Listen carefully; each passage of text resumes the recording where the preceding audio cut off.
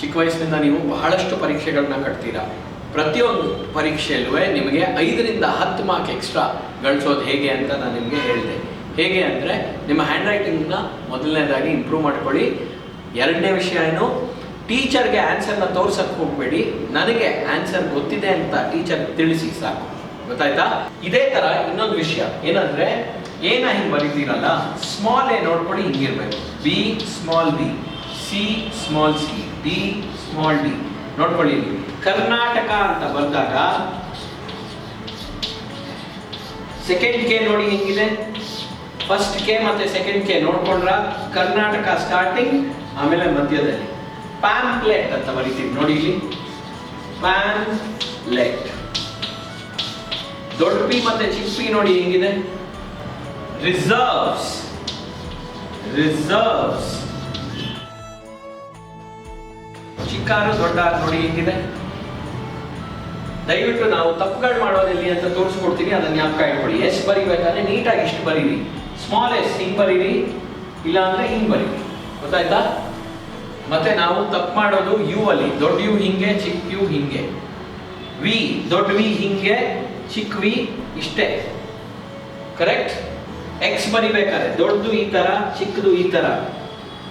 Z ನೋಡ್ಕೊಳ್ಳಿ ಹಿಂಗ್ ಬರೆಯೋದು, 1 1 2 1 2 3 ಅಷ್ಟೇ. ಗೊತ್ತಾಯ್ತಾ? ಇದು ಚಿಕ್ಕ ಝೆಡ್, ದೊಡ್ಡ ಝೆಡ್ ಯಾವಾಗಲೂ ಹಿಂಗೆ ಬರೀತೀವಿ. ಕರೆಕ್ಟ್? ಎನ್ ನ ಉಲ್ಟಾ ಮಾಡಿದ್ರೆ ಝೆಡ್ ಆಗುತ್ತೆ. ಗೊತ್ತಾಯ್ತಾ? ಆರ್ ಬರಿಬೇಕಾದ್ರೆ ನಾವು ತುಂಬಾ ಒದ್ದಾಡ್ತೀವಿ. ಆರ್ ನೋಡ್ಕೊಳ್ಳಿ 3 ತರ ಬರೀತೀವಿ. ಆರ್ ಈ ತರ, ಈ ತರ ಅಥವಾ ಈ ತರ. ಕರೆಕ್ಟ್? ಒಂದು ಆರ್ ನ ಈ ತರ ಬರೀತೀವಿ, ಆರ್ ಚಿಕ್ಕ, ಇಲ್ಲ ಅಂದ್ರೆ ಹಿಂಗ್ ಬರೀತೀವಿ, ಆರ್ ಇಲ್ಲ ಅಂದ್ರೆ ಈ ತರ. ಗೊತ್ತಾಯ್ತಾ? ವೀಕ್ಷಕರೇ ನೋಡಿ, ನನ್ನ ಮೆಥಡ್ ಅಲ್ಲಿ ನಿಮ್ಮ ರೈಟಿಂಗ್ನ ಬಹಳ ಸುಲಭವಾಗಿ ಇಂಪ್ರೂವ್ ಮಾಡ್ಕೋಬಹುದು. ಸ್ಪೆಷಲಿ ಈ ಪುಸ್ತಕ ಇದ್ದವರು ನಾನು ತೋರಿಸೋ ಪೇಜ್ನ ಗಮನ ಇಟ್ಟು ನೋಡಿ. ನಾನು ಹೇಳೋದೇನೆಂದರೆ, ಸ್ಟಾರ್ಟಿಂಗಲ್ಲಿ ನೀವು ಪುಸ್ತಕ ತೊಗೊಳ್ತೀರಲ್ಲ, ಪುಸ್ತಕದಲ್ಲಿ ಫಸ್ಟು ಇಲ್ಲಿ ಜಾಗ ಕೊಟ್ಟಿನಿ ನೋಡಿ, A to Z capital letter, A to Z small letter ಬರೆದುಬಿಡಿ. ಅದಾದಮೇಲೆ ಈ ಪೇಜಸ್ಸಲ್ಲಿ ಚೆನ್ನಾಗಿ ಪ್ರಾಕ್ಟೀಸ್ ಮಾಡಿ. ಈ 10 ಪೇಜಸ್ಸಲ್ಲಿ ಪ್ರಾಕ್ಟೀಸ್ ಮಾಡಾದಮೇಲೆ ಮತ್ತೆ ನಿಮಗೆ ಪೇಜ್ ನಂಬರ್ 27 ನೋಡಿ. ಪೇಜ್ ನಂಬರ್ 27 ಇಷ್ಟು ಜಾಗ ಬಿಟ್ಟಿದ್ದೀನಿ. ಇಲ್ಲಿ ನೀವು ಇನ್ನೊಂದು ಸತಿ ಬರೀರಿ, A to Z capital, A to Z small. ಇಲ್ಲಿ ನೀವು ಬರೆದಾಗ ಜಸ್ಟ್ ಇನ್ 10 ಪೇಜಸ್ ನಿಮ್ಮ ಹ್ಯಾಂಡ್ ರೈಟಿಂಗ್ ಪಕ್ಕಾ ಆಗಲೇಬೇಕು. ಆ ಚಾಲೆಂಜ್ ನಾನು ತೊಗೊಳ್ತೀನಿ. ಪೇಜ್ ನಂಬರ್ 15 ನಾನು ನಿಮಗೆ usage rules for proper writing ನಿಯಮಗಳನ್ನ ತೋರಿಸಿದ್ದೀನಿ. ಇದ್ರ ಜೊತೆಗೆ ಇಲ್ಲಿಂದ ನೀವು ಇದನ್ನು ಓದ್ಕೊಳ್ಳಿ. ನಾನು ಇವತ್ತು ಎಕ್ಸ್ಪ್ಲೇನ್ ಮಾಡಿದ್ದೀನಲ್ಲ, ಅದೇ ಬರೆದಿದ್ದೀನಿ ಇಲ್ಲಿ ನೀವು ಗಮನ ಇಡಿ. ನಾನು ಎಲ್ಲಿ ಬರೆದಿದ್ದೀನೋ ಅದನ್ನು ಸೈಜ್, ಸ್ಲ್ಯಾಂಟ್, ಶೇಪ್ ರೆಫರೆನ್ಸ್ಗೆ ಇಟ್ಕೊಳ್ಳಿ.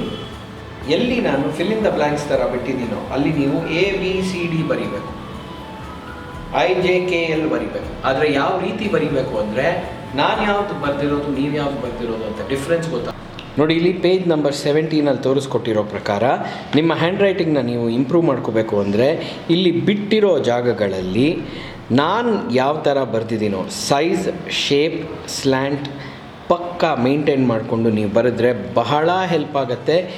ಇದು ಫಸ್ಟ್ ನೀವು ABCD ಬರೀರಿ, EFGH ಇಲ್ಲಿ ಬರೀರಿ, AB ಬರೀರಿ ಸಾಕು, EF ಬರೀರಿ, ಆಮೇಲೆ ACEG ಈ ಥರ ಬರ್ಕೊಂಡು ಹೋಗಿ. ಹಿಂಗೆ ಬರ್ಕೊಂಡು ಹೋದಾಗ ನಿಮ್ಮ ಹ್ಯಾಂಡ್ ರೈಟಿಂಗ್ ತುಂಬ ಇಂಪ್ರೂವ್ ಆಗುತ್ತೆ. ಈ ಪ್ರಾಕ್ಟೀಸ್ ಪೇಜಸ್ನ ನಾನು ಪುಸ್ತಕದಲ್ಲಿ ಸುಮಾರು ಒಂದು 10 ಪೇಜಸ್ಸಲ್ಲಿ ಹಾಕಿಟ್ಟಿದ್ದೀನಿ. ಪೇಜ್ ನಂಬರ್ 17 ನೋಡ್ಕೊಳ್ಳಿ, ಪೇಜ್ ನಂಬರ್ 18 ನೋಡ್ಕೊಳ್ಳಿ. ನಿಮಗೆ ಪೇಜ್ ನಂಬರ್ 18 ನಿಮಗೆ ABCD ಕ್ಯಾಪಿಟಲ್ ಲೆಟರ್ ಹಾಗೂ ಸ್ಮಾಲ್ ಲೆಟರ್ ಎರಡೂ ಇಲ್ಲಿದೆ ನೋಡ್ಕೊಳ್ಳಿ.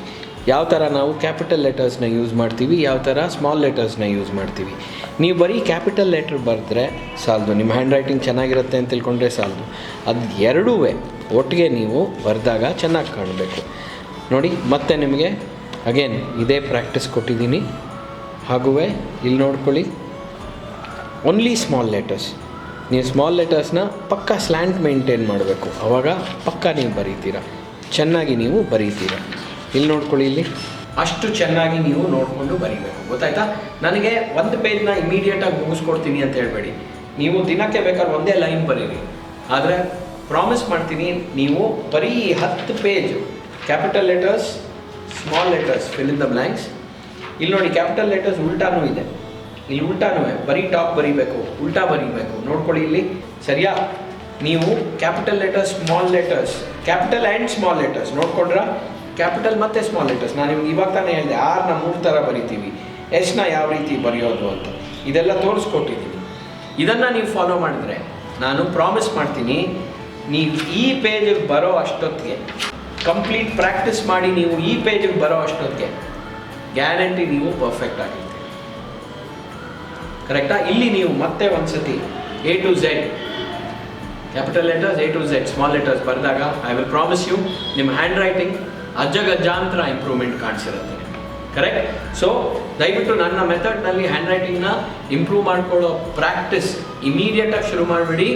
ಐ ವಿಲ್ ಪ್ರಾಮಿಸ್ ಯು ನಿಮಗೆ ಪ್ರತಿಯೊಂದು ಎಕ್ಸಾಮಿನೇಷನಲ್ಲಿ ನಿಮಗೆ 10-20 ಮಾರ್ಕ್ಸ್ ಎಕ್ಸ್ಟ್ರಾ ಬರುತ್ತೆ, only because of your hand writing. ನೀವು ಹ್ಯಾಂಡ್ ರೈಟಿಂಗ್ ಚೆನ್ನಾಗಿ ಮಾಡಿಕೊಂಡ್ರೆ ನಾನು ಆ್ಯಸ್ ಅ ಟೀಚರ್ ಖುಷಿಯಾಗಿ ನಿಮ್ಮ ಪೇಪರ್ ಓದ್ತೀನಿ, ಜಾಸ್ತಿ ಇಂಟ್ರೆಸ್ಟಿಂದ ಓದ್ತೀನಿ, ನೀವು ನನಗೆ ತೊಂದರೆ ಕೊಡ್ತಾ ಇಲ್ಲ. ಸೊ ನಾನು ಆಸಕ್ತಿಯಿಂದ ನಿಮ್ಮ ಪೇಪರ್ನ ಓದ್ತೀನಿ. ನಿಮ್ಮ ಹ್ಯಾಂಡ್ ರೈಟಿಂಗ್ ಚೆನ್ನಾಗಿಲ್ಲ ಅಂದರೆ ಅಯ್ಯೋ ಇವ್ರಿಗೆ ಕಾಳಜಿ ಇಲ್ಲ, ಇನ್ನು ನಾನು ಯಾಕೆ ಓದಾಡಬೇಕು ಅಂತ ನೋಡ್ತೀನಿ, ಒಂದು 2-3 ಆನ್ಸರ್ ನೋಡ್ತೀನಿ, ಒಂದು 10 ಮಾರ್ಕ್ ಕೊಡೋ ಕಡೆ 7 ಮಾರ್ಕ್ ಕೊಡ್ತೀನಿ, 5 ಮಾರ್ಕ್ ಕೊಡ್ತೀನಿ, ಬೇಗ ಬೇಗ ಮುಗಿಸ್ತೀನಿ. ಇದನ್ನು ಅವಾಯ್ಡ್ ಮಾಡಿ, ಸರಿಯಾ? ಸೊ ಇದು ನನ್ನ ಪುಸ್ತಕ. ಕನ್ನಡದಿಂದ ಫಸ್ಟು ನಾವು ಇಂಗ್ಲೀಷ್ನ ತೋರಿಸ್ಕೊಡ್ತೀವಿ. ಯಾಕೆ ಅಂದರೆ ನೀವು ಮಾತೃಭಾಷೆಯಿಂದ ಇಂಗ್ಲೀಷ್ ಕಲಿತ್ರೆ ಉತ್ತಮ. ಅದಾದಮೇಲೆ ನಾವು ಇಂಗ್ಲೀಷ್ ಟು ಇಂಗ್ಲೀಷ್ ತೋರಿಸ್ಕೊಡ್ತೀವಿ. ಬೇಸಿಕ್ಸ್ನಿಂದ ನೀವು ಇಂಗ್ಲೀಷ್ನ ಪರ್ಫೆಕ್ಟಾಗಿ ಸ್ಟ್ರಕ್ಚರ್ ಆಫ್ ಸೆಂಟೆನ್ಸ್ ಫಾರ್ಮೇಷನಿಂದ ಕಲಿಯಬೇಕು. ಆ ಯೋಚನೆಯಿಂದ ನಾವು ಮೊದಲು ನಿಮಗೆ ಕನ್ನಡದಲ್ಲಿ ನಿಮಗೆ ವ್ಯಾಕರಣ ನಿಯಮಗಳು ಏನೇನು ಗೊತ್ತಿದೆಯೋ ಅದನ್ನು ಇಂಗ್ಲೀಷ್ಗೆ ಅಳವಡಿಸ್ತೀವಿ. ಅದಾದ ಮೇಲೆ ನಿಮಗೆ ಇಂಗ್ಲೀಷ್ನ ಬೇಸಿಕ್, ಅಡ್ವಾನ್ಸ್ ಮತ್ತು ಪ್ರೊಫೆಷ್ನಲ್ ಕಮ್ಯುನಿಕೇಷನ್ ಮಾಡ್ಯೂಲ್ಸ್ನ ಇದರಲ್ಲಿ ತೋರಿಸ್ಕೊಡ್ತೀವಿ. ಹ್ಯಾಂಡ್ ರೈಟಿಂಗ್ನ ಚೆನ್ನಾಗಿ ಪ್ರಾಕ್ಟೀಸ್ ಮಾಡಿ. ನೆಕ್ಸ್ಟ್ ಕ್ಲಾಸ್ನಲ್ಲಿ ಇನ್ನೊಂದು ವಿಷಯನ ತೋರಿಸ್ಕೊಡ್ತೀನಿ. Till the next class, have a nice time.